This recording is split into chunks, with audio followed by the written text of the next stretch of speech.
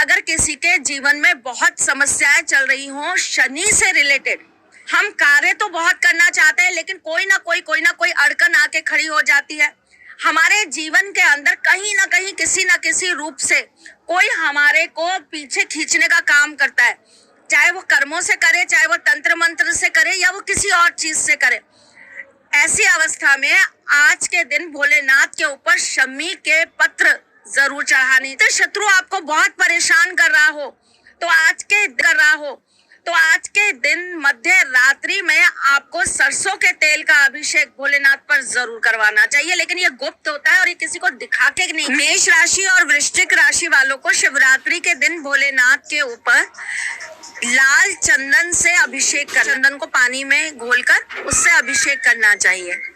वृष राशि या तुला राशि वालों को सुगंधित द्रव्य यानी कि किसी भी प्रकार का इत्र मिलाकर शिव जी के ऊपर अभिषेक करना चाहिए।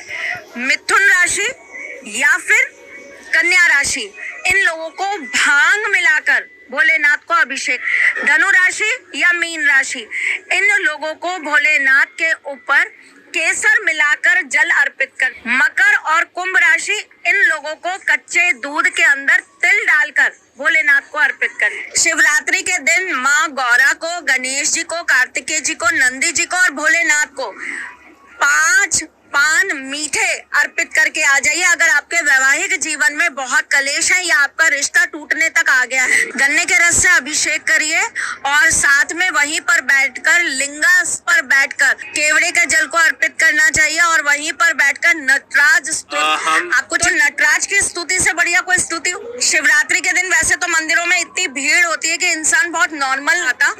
अब जो लोग अफोर्ड कर सकते हैं, जो करवा सकते हैं, तो उनको अपने घर पे पार्थिव शिवलिंग बनाकर पार्थिव शिव परिवार का निर्माण करके पार्थिव शिव परिवार का उस दिन शिव परिवार की रचना की जाती है और फिर उनको हम उस दिन प्राण प्रतिष्ठित करके हम पूजन करते हैं।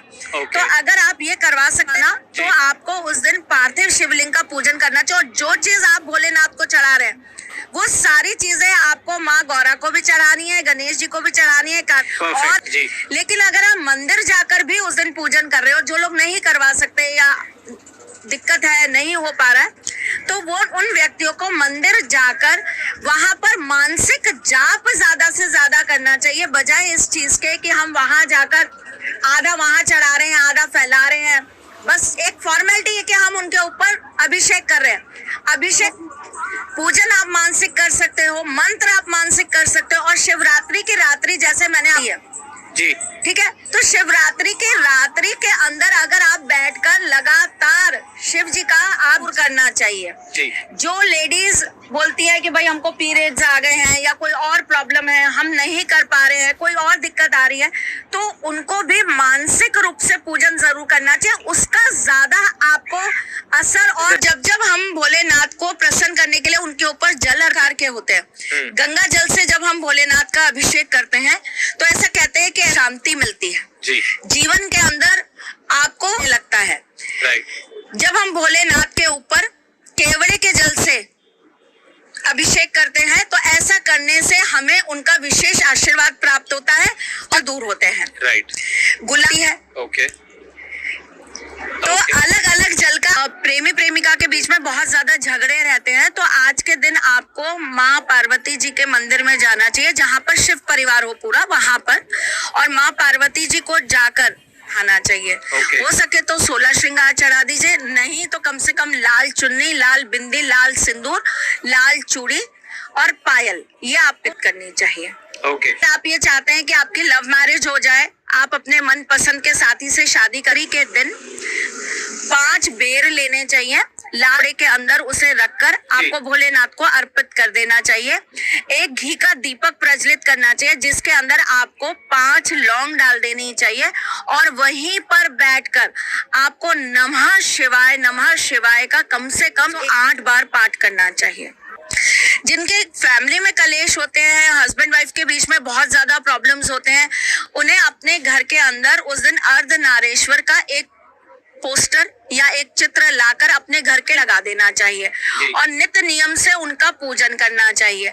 और आज के दिन अगर आपको कहीं पर अर्धनारेश्वर यानी कि आपको कहीं पर हिजड़ा मिल जाए तो आपको वहां का सामान देना चाहिए। अगर आप ये सब कुछ भी ना कर पाए, कोई दिक्कत हो ये सब चीजें करने के लिए, तो आपको आज के दिन तुलसी कभी भी भोलेनाथ को नहीं चढ़ाई जाती, लेकिन तुलसी के आगे जो तुलसी मंजरी भोलेनाथ पर चढ़ाई जाती है, तो आज के दिन आपको तुलसी मंजरी उन्हें जरूर चढ़ानी चाहिए। तुलसी मंजरी चढ़ाने से घर के अंदर सुख, समृद्धि, शांति हमेशा बना रहता है। रुद्राक्ष ले लीजिए 5 मुखी, 5 मुखी 5 रुद्राक्ष लेकर उसे लगभग 1.5 जल के अंदर डालकर रख दीजिए। वहीं उसी जल के सामने बैठकर सफेद रंग के वस्त्र पहनकर आपको उसको अभिमंत्रित करना है। अभिमंत्रित कैसे करेंगे? एक घी का दीपक प्रज्वलित कर लीजिए, धूप बत्ती प्रज्वलित कर लीजिए और उसके बाद में ओम जूम सह इसकी 11 माला जाप कर लीजिए और उसके बाद ये जल जो है ये अभिमंत्रित हो जाएगा। इसे